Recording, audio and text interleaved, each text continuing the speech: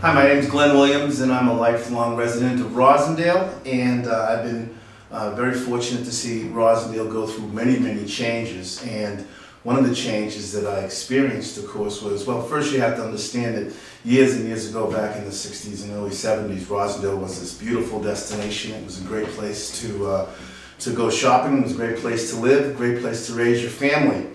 Then sometime during the mid-70s and late 70s, we went through this very strange kind of transformation where there was a little bit of flight out of the city because of some issues that were going on with the prior administration and the way things were going around in Boston. And the business district here in Rosendale went completely downhill.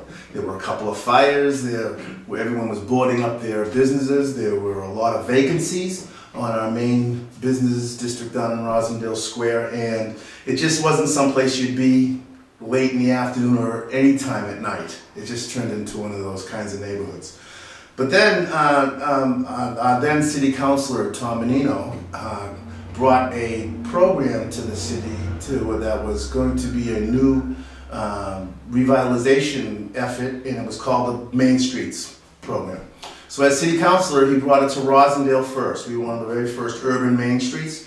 And what it didn't happen immediately, but what happened was because of the then city councilor's efforts into bringing this program to Rosendale, we saw very slowly and very surely there was some different things happening. People were staying open a little bit later. There was a little bit more pride in your neighborhood. And then when Mr. Menino became the mayor, he didn't forget that little thing. I like to think of the mayor as not the mayor of the city, but he's the mayor of these neighborhoods that are put together, and he kind of like takes them under his wing and really protects the people and the integrity of the little neighborhoods in Boston. I mean, it's so easy to say you're from Rosendale, you're from Hyde Park, and people will identify you as that. And I've even had people say, that's near Boston, isn't it? And they don't realize that it's actually part of Boston. And that's the kind of feeling you get.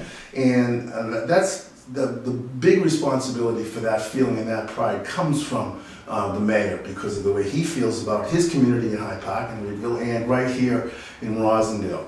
Right now, after 25 years of working hard and diligently keeping an eye on what kind of changes and things that are going on down in Rosendale Square, it's now a destination.